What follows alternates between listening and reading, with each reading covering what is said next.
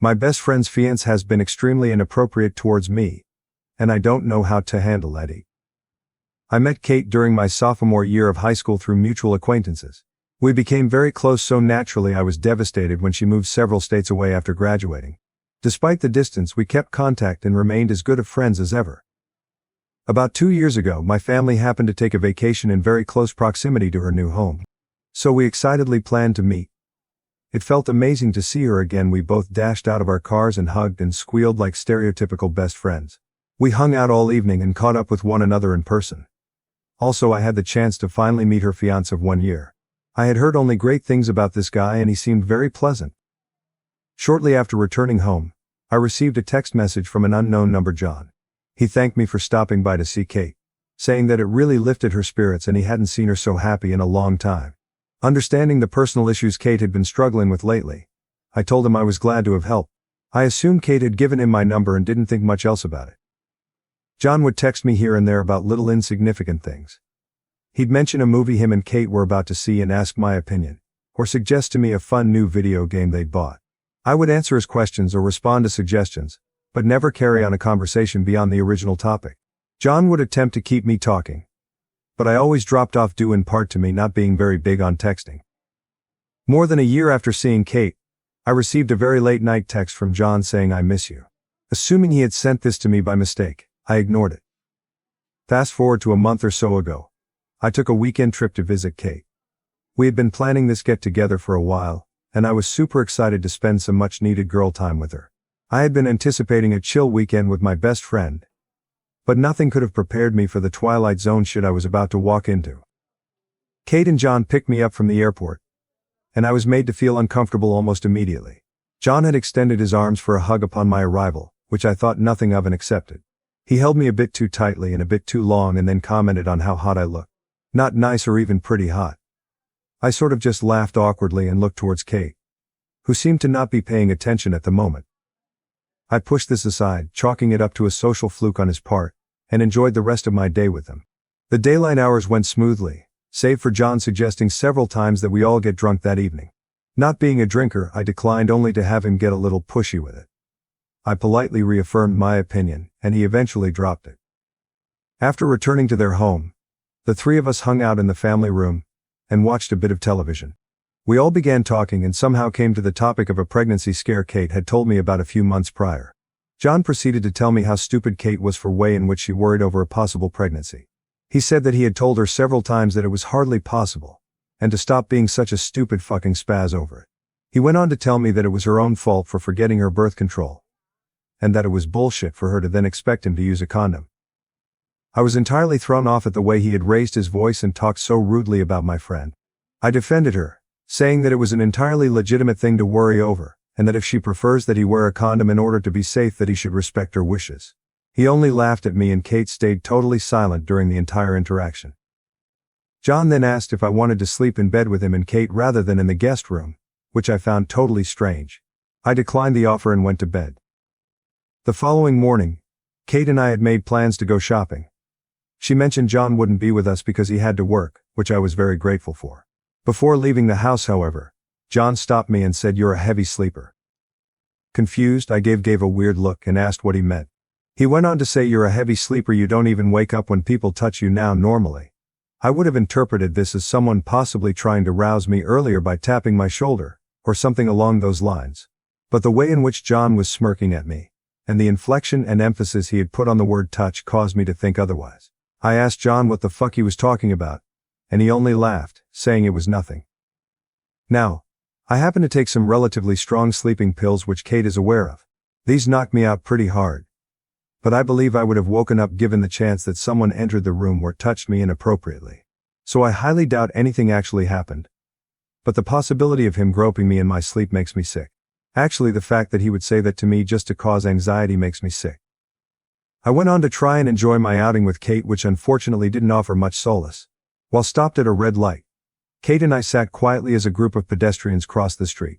Kate made a comment on how beautiful one particular girl in the crowd happened to be.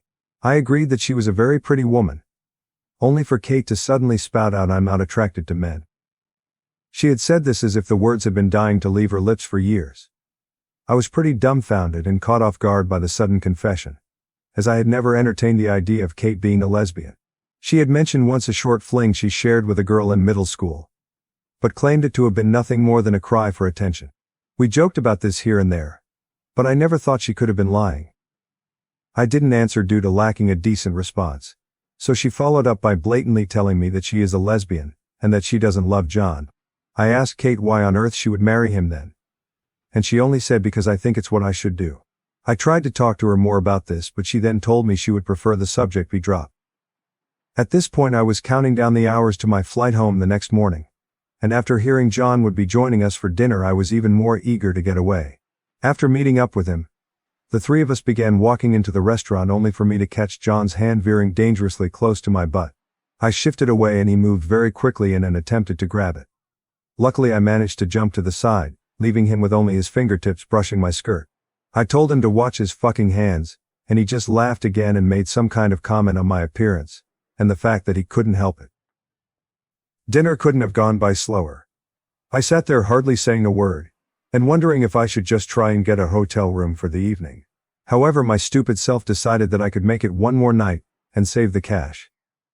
I told Kate that I was very tired the moment we got back to her place, but she insisted that I watch our favorite movie together before I have to go home. Unable to say no, the two of us head up to her room. Her roommate's bedroom is on the bottom floor next to the family room, so the television would have woken them up. About an hour into the movie, John comes in and asks to watch with us. Kate tells him of course, and hardly 10 minutes passes before he's attempting to convince Kate and I to kiss. I say no repeatedly and just keep looking at the screen. Kate isn't saying a damn word about it, and John actually starts pleading with us to just kiss really quick, so I tell him to shut up, and that he's ruining the movie. A couple more minutes of silence pass by until John outright asks if I'd like to sleep with him. The way that he went about asking was as if he had deluded himself into thinking he was fucking irresistible to me. I told him to no and pointed out the fact that Kate was sitting right next to me. I looked at her, expecting some kind of response, but it was obvious that she'd totally spaced out at this point. John informed me that Kate was fine with sharing him. He continued to badger me and insisted that I show him some appreciation for allowing me to stay in his home. I looked at Kate and asked her, how the fuck are you okay with this? She looked as if she was unable to hear me staring straight ahead with dull eyes. I got up to leave, only for John to attempt to block the door. Mind you, I'm a 5-foot-tall 100-pound girl being physically blocked by a very large man. I tell John firmly to move only for him to once again say that I owe him. I took my chances and shouldered my way past him. Luckily he didn't do much but attempt to grab me as I exited the room. I gathered my things quickly and got the hotel room. Kate never even acknowledged what happened. I think she may be suffering from either John's abuse or some kind of mental disorder, which makes me feel bad for being angry with her. But I'm very angry that she sat by and did nothing while her fiancé was so aggressive with me. Kate is aware that I was sexually assaulted in the recent past and therefore am sensitive to such pushy advances. I talk to Kate very sparsely and she doesn't seem to understand why. By coincidence, I happen to have accepted a role in an internship program close to the city she lives in. Within a month I will be living in very close proximity to both her and John, and I need to figure out what to do. I want to help my friend. I'm afraid that she is experiencing abuse, living a lie by pretending to be heterosexual, and may possibly be suffering from some kind of mental illness. I have never been in a situation like this, and I'm at a complete loss. I don't want to see Kate after I move, because that in turn means I'll see John. Any advice as to how I can help her and try to diffuse this situation would be massively helpful. Tell Drive. Best friend's fiancé is inappropriate and aggressive towards me during weekend trip. Friend also claims to be a lesbian and is only marrying fiancé out of obligation. I'll be living close to them soon. Eat it. Woo, oh my gosh, I just woke up and I had no expectations of this post blowing up so much. Thank you from the bottom of my heart for all of the advice and support. Seriously, you guys have no idea how much it means to me. I've decided to talk to Kate. I'm nervous as hell because I have no clue how she'll react. But I need to reach out to her. She has been there for me during trying times in my life. I want to be there for her. I know for a fact that John works tonight, and Kate will accompany him sometimes and just sort of sit there and be idle all evening. I should have recognized this as weird earlier. But I don't know if she's going tonight. I asked if she'd like to Skype this evening and she responded with, "Why do you want to talk to me all of a sudden?" I told her I'd just like to catch up and apologize for being so busy as of late. Haven't received an answer just yet, but I'll try my best to update tonight, if we get the chance to talk. Once again, thank you everyone. I'll try to respond to as many comments as possible. I'm not receiving any good advice from those close to me, so this is insanely beneficial. Edit 2. Skyping with Kate tonight. She agreed a lot more excitedly than I had anticipated, judging by her preceding texts. We chatted for just a little bit afterward, and oddly she brought up the fact that she had recently watched Rush and commented on how hot Chris Hemsworth is. I was a bit thrown off for obvious reasons, given that she had not only confessed to being lesbian but verbatim told me she's not attracted to men. Maybe I'm reading too far into it, so I just agreed that yes, Chris Hemsworth is indeed gifted, and told her I couldn't wait to talk tonight. I'm still very nervous. Comments. Comment 1. 1. We like to think we'd respond to harassment with the perfect line that'll cut the creeps down to size, but the truth is we usually freeze and mumble our way into the nearest escape route, and then feel gross and icky and ashamed that we didn't stand up for ourselves. It's okay and normal to have a disbelieving, delayed, understated reaction to being accosted by an abuser. Please don't beat yourself up for not screaming, kicking, delivering a powerful one-liner to make everyone chuckle and clap. We're not living in a movie. We're humans at the mercy of our adrenaline sometimes. Comment 2. I'd have totally need the guy for the hug grab. You don't grab people without their permission. This guy is creepy as heck. Even if you take this as a best case scenario where he's just trying to get the woman he loves laid, in no way is it okay if that person is not receptive and plainly saying no. They both know that OP was upset and uncomfortable and angry, yet they continue to push boundaries as if they are innocent. No way should OP continue any kind of relationship or communication. The friend is mentally unwell and the guy is a user and abuser. There is no saving any of this. Update. So I know my original post is super old, but I received an invitation to Kate and John's wedding today. It reminded me of this whole thing, and more importantly the fact that I never really thanked everyone for all your supportive comments and advice. Thank you very, very much. Plenty of people had been asking for an update, but honestly I became so busy with prepping to move that Reddit was not on my list of priorities. So, on to the update. I went through with the Skype chat as planned. Luckily I had successfully caught Kai alone. We small talked for hardly a minute because my nerves were buzzing and I wanted to get this over with. I jumped right to it and explained to her why I'd been distancing myself, that John's behavior was seriously concerning. I listed to her the exact events that had made me feel uncomfortable, both for her safety and mine. She listened in dead silence, as I'm certain this had not been her expectation for our chat. After I'd finished, I asked why she would want to spend her life with this man, especially since she'd confided in me her sexual orientation. Kate broke down pretty quickly, and to sum it up, she's been in love with me since high school. I can't put into proper words how I feel about this part. Yes, as some of you had suggested, Kate and John had been trying to set up a threesome the entire weekend I was there. I asked her whose idea it had been, and she said it was hers, but that John was incredibly excited at the suggestion. She admitted to having planned the entire thing out with John before even inviting me to visit. She said they planned to see if the intimacy would come naturally, and then try and initiate if that were not the case. I asked her why she was okay with John acting so coercive, and she said he'd promised to make it happen no matter what after I hadn't caught the hint the past 2 nights. She said she felt desperate to be with me intimately, and would do anything for that to happen. I asked her even if it meant having to force me, and she said maybe so, but I would enjoy it eventually. That I would probably have just given in and she could join if John had followed through. Not gonna lie, this made me feel fucking sick, but I set those feelings aside and told her very gently that I don't reciprocate her romantic feelings, but I still care for her as a friend. I told her that I feared for her safety and happiness and only wanted to help. Well, that completely flipped a switch. Honestly, I've never seen Kate angry.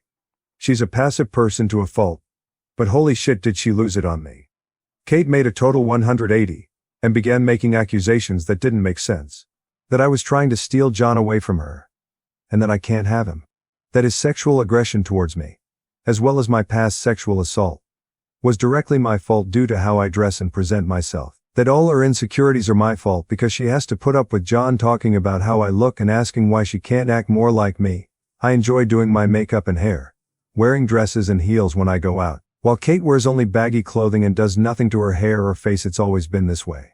We just have different styles. Anyhow, she ended her tirade telling me to kill myself, so honestly I hung up after that.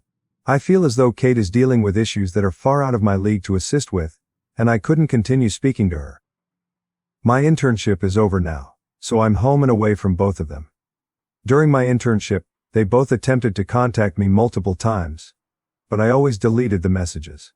Kate simply ignored what had transpired between us and asked why I wouldn't speak to her. Then John made a few jokes about kidnapping me. I only saw the both of them once during my entire internship. I had the chance to attend a large pop culture convention, and I was seriously so stoked about it, despite having no friends to go with. Luckily, I found a couple girls on Facebook through my internship group page who were also looking for people to go with. I knew for a fact Kate and John would be going, as they attend every year. Plus, the costume I chose to wear was near unmissable, so I was certain they would notice me.